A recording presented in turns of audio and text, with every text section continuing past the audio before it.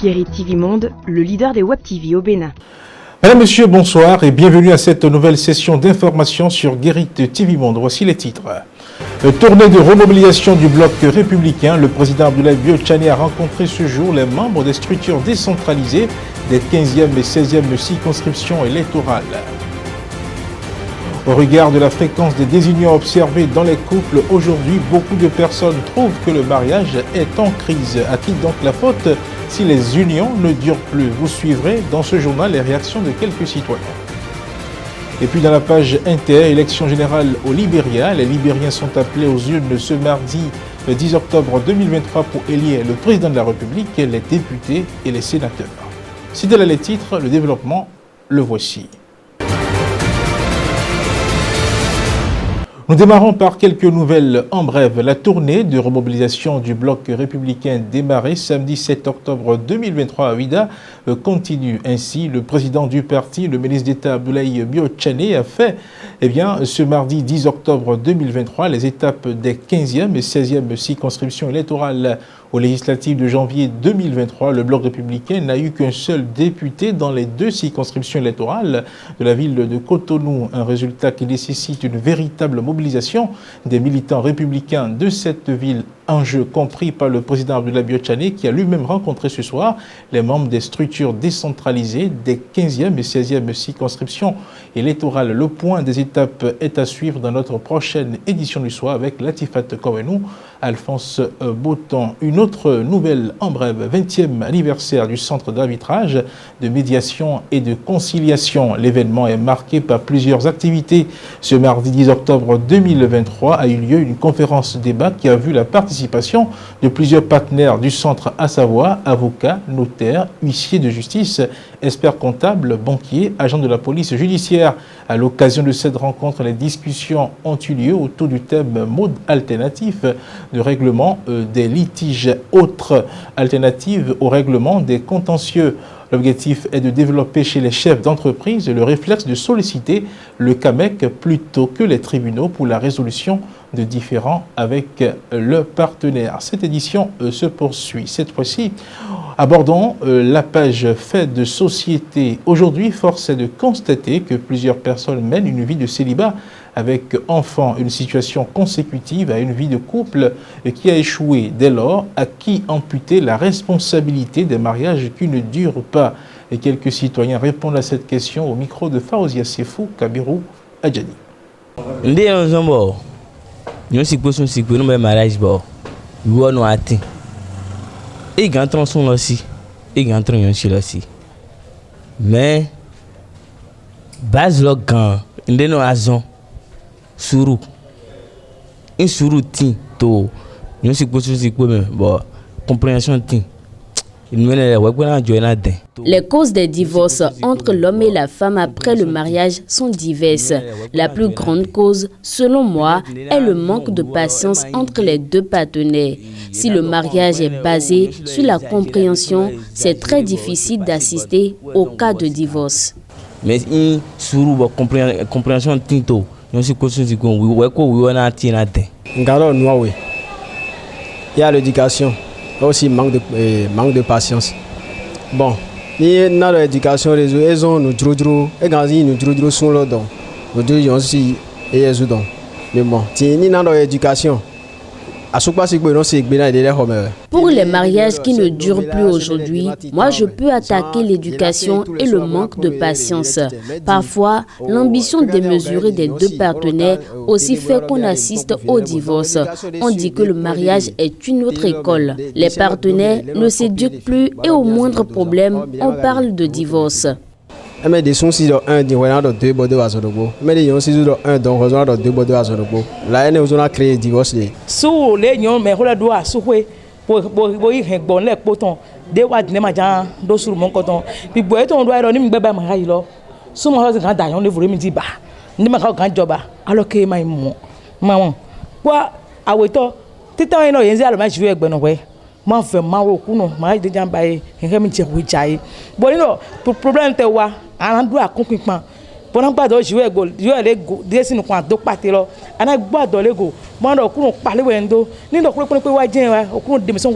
Les mariages qui ne durent plus aujourd'hui tirent leur source, selon moi, de l'éducation. Les jeunes d'aujourd'hui ne savent pas que pour aller au mariage, il y a une éducation préalable à recevoir. Quand on leur fait la proposition du mariage, pour eux, c'est déjà la fin du monde, c'est le bonheur. Or, l'homme n'a plus le droit, après le mariage, à une autre femme, alors que les réalités du mariage sont tout autres. Un mariage doit être confié à Dieu et les deux partenaires doivent avoir le courage d'affronter toutes les difficultés du mariage.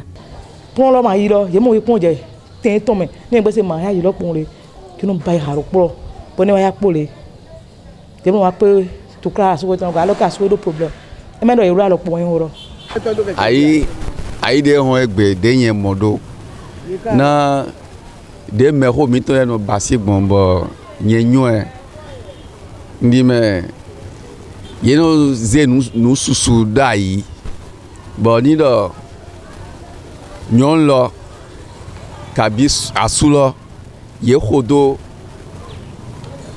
afo yezon afo dide me hole tonji ndime malia yene de ye bayi yeno douale ton kakado no ku. Les mariages aujourd'hui ne sont plus comme au temps de nos parents pour la simple raison que les jeunes d'aujourd'hui n'aiment pas respecter la tradition. L'État a aussi donné des droits à la femme au point où, pour éviter tout problème, après le mariage, on assiste au divorce.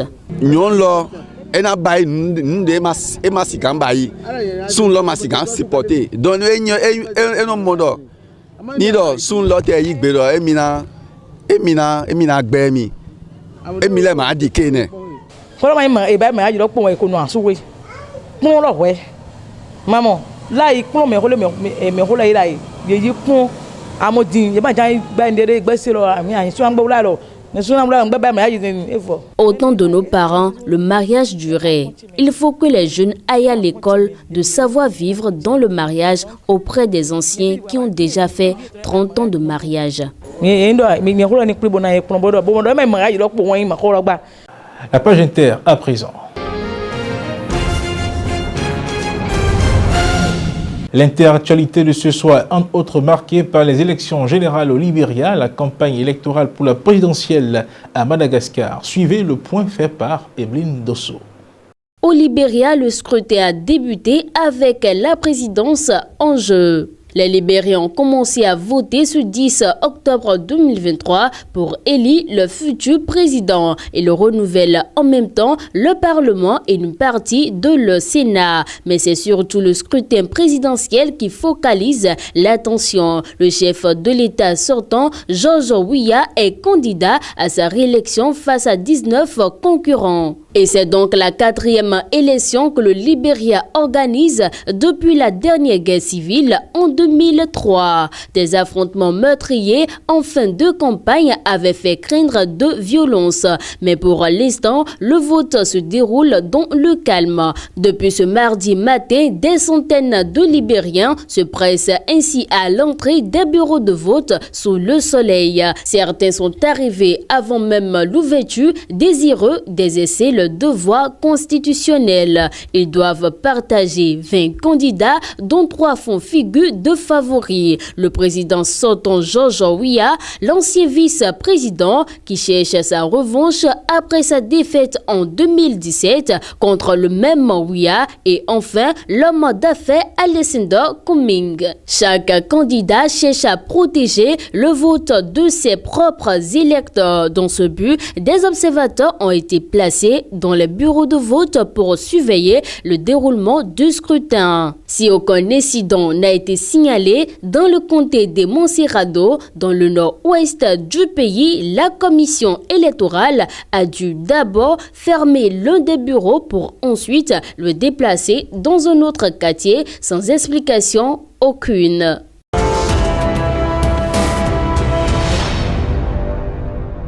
Jour J-30 au Madagascar avant le premier tour de l'élection présidentielle. Conformément aux règles électorales, la campagne officielle démarre ce 10 octobre 2023. Le président sortant Andry Rajoelina commencera sa tournée par le nord avec un premier meeting à Diego en fin d'après-midi. En revanche, le 9 octobre 2023, ses concurrents du collectif des 11 candidats ont annoncé ne pas vouloir faire campagne mais poursuivre le marche pacifique quotidienne. Ils réclament toujours la disqualification de André Rajoelina à la course à la magistrature suprême du fait de sa naturalisation française et revendiquent la recomposition des institutions liées à l'organisation du scrutin. Ils l'ont annoncé ce 9 octobre 2023 au soir après une nouvelle séance de médiation organisée par les chefs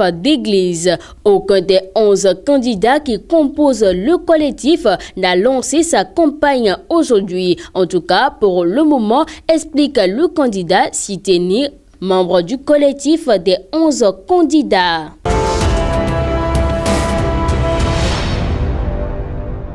Au Rwanda, l'ONG Human Rights Watch a accusé ce mardi les autorités rwandaises d'être responsables de meurtres, passages à tabac et enlèvement de dissidents à l'étranger et appelé la communauté internationale à lutter contre cette répression extraterritoriale. Human Rights Watch, qui se concentre sur des abus documentés depuis 2017, s'est entretenu dans ce dossier avec plus de 150 personnes, notamment en France, en Afrique du Sud et aux États-Unis. Depuis mai 2021, affirme l'organisation, au moins 3 Rwandais ont été tués ou ont disparu dans des circonstances suspectes, tandis que 2 autres ont survécu à des tentatives d'enlèvement au Mozambique, dont Salemon Mazia, décrit par un ami comme très critique du gouvernement rwandais. Cet homme d'affaires et footballeur qui avait le statut de demandeur d'asile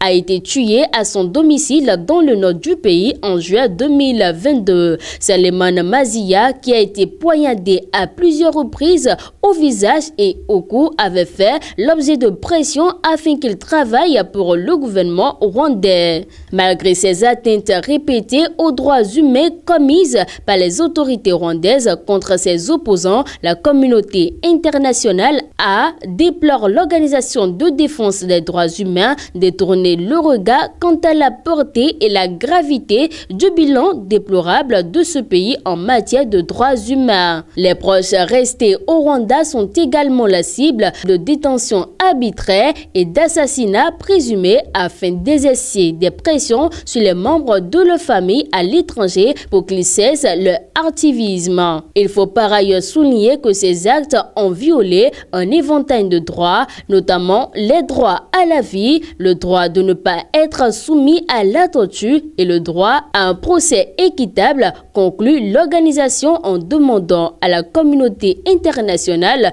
de lutter contre cette répression extraterritoriale. À présent, la page sport.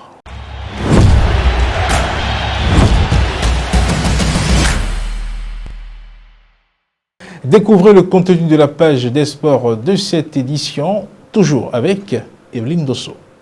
Un nouveau ministre à la tête du ministère des Sports du Bénin, son nom Benoît Dato. Il a été nommé ce mardi 10 octobre 2023 par le président de la République, son Excellence Patrice Talon, et ceci en remplacement de l'ancien ministre des Sports Oswald Omeki ayant démissionné le vendredi 6 octobre 2023. Pour précision, cette nomination a été opérée après consultation du bureau de l'Assemblée nationale, conformément aux dispositions de la Constitution, renseigne le communiqué du secrétaire général du gouvernement en date de ce 10 octobre 2023. Avec cette entrée de Benoît Dato, le gouvernement béninois est désormais donc au complet. L'équipe de handball béninoise Adidja HBC FAB a réalisé une performance remarquable lors du 44e championnat d'Afrique des clubs champions de handball à Brazzaville en 2023.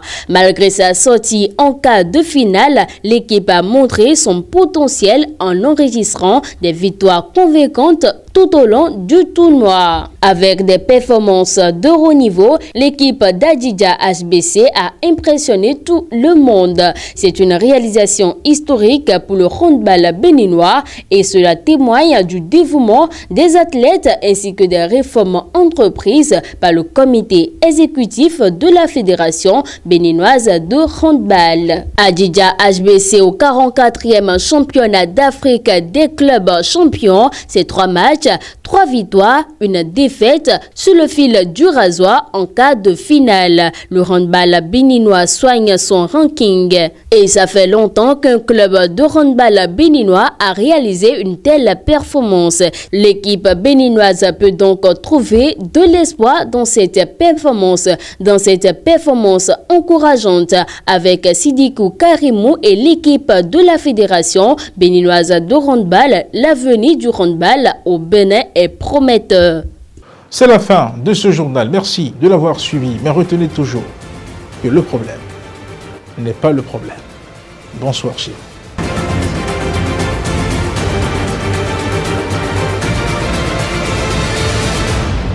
Guéry TV Monde, le leader des Web TV au Bénin.